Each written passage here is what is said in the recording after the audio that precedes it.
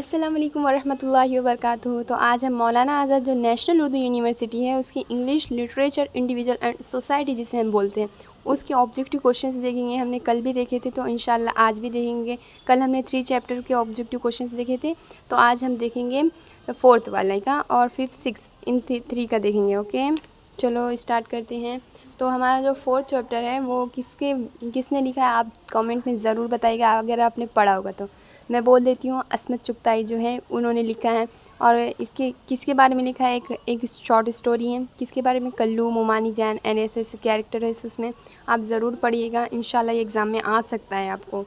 फिर the story मैं इसका डायरेक्ट आपको जवाब बोलूँगी क्योंकि आपको बहुत कम टाइम बचा है इसीलिए। तो इसका राइट आंसर है मुस्लिम एंड सेकेंड वाले का है, तो इसका है सेकंड वाले का है एन अनकन्वेंशनल यानी कि यहाँ पर है जो, और थर्ड वाले का है नो यानी कि अस्मत चुगताई को अवार्ड मिला था पर वो वाला नहीं मिला था जो इसमें लिखा हुआ है मतलब यहाँ पर।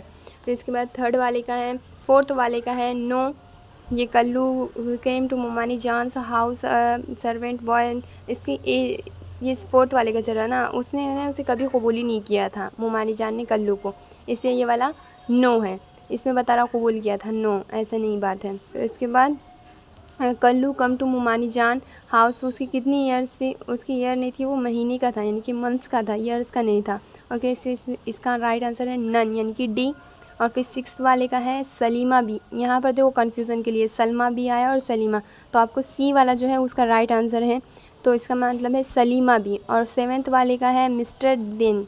ओके और 8th वाले का है, ये जो कल्लू है वो कौन से उससे बिलोंग करता था, मतलब जो हमारा होता है खान सैयद, ये तो ये है ना कुरैशी से बिलोंग करता था। और ये जो चुगताई है उसे एसोसिएट किससे किया गया था, AIPWA।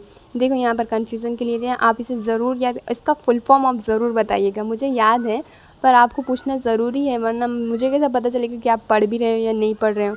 उसके बाद 10th वाली का है चुगताई। ओके द नॉवेल, ये वाली नॉवेल है अस्मत चुगताई की। ओके आप इसे ज़रूर चैप्टर को पढ़ेगा, बहुत अच्छा है, इंशाल्लाह आपको मदद हासिल होगी। इसके बाद हम देखेंगे हमारा 5th चैप्टर के ऑब्जेक्टिव क्वेश्चंस जो कि है ये। ओके तो यहाँ पर है, तो इसका राइट आंसर है, पहले मैं आपको ना टाइम वेस्ट नहीं करना चाहती इसलिए मैं आपको डायरेक्ट बोल रही हूँ तो आप बुरा मत मानिएगा। ओके फर्स्ट वाले का है फॉल्स, सेकंड वाले का ट्रू, थर्ड वाले का ट्रू, फोर्थ वाले का यस और 5th वाले का नो।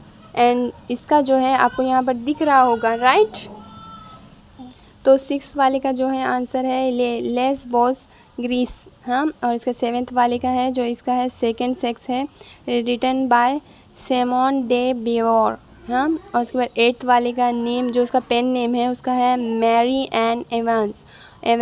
और फिर ये हु रूट ओरोनोको को किसने लिखा था, तो आपरा बैन।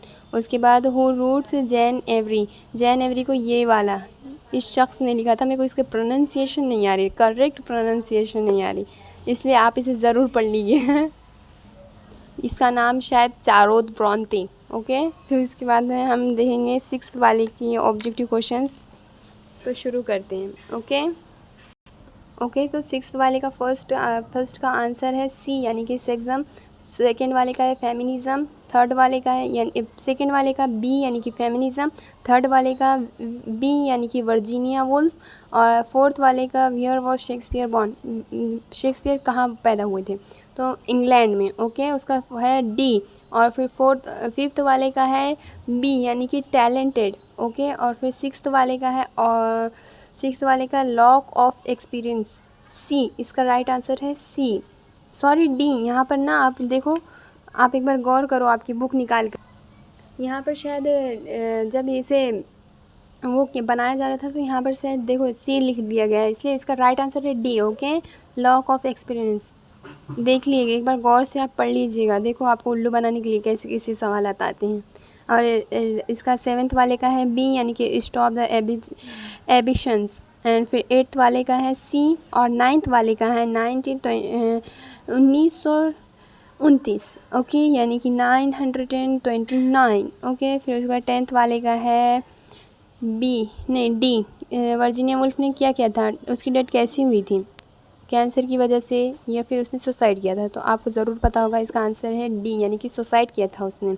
ओके, अस्सलाम वालेकुम। देखो, आपको कुछ भी डाउट हो तो प्लीज़ कमेंट कर दीजिए। आपको कौन से भी चैप्टर्स के ऑब्जेक्टिव क्वेश्चन चाहिए तो प्लीज़ बोल दीजिएगा, और इंशाल्लाह आपका पेपर बहुत जल्द अच्छा जाएगा इंशाल्लाह। ओके, कुछ भी डाउट हो तो प्लीज़ कमेंट कर दीजिएगा। अस्सलाम वालेकुम वरहमतुल्लाहि वबरकातुहू।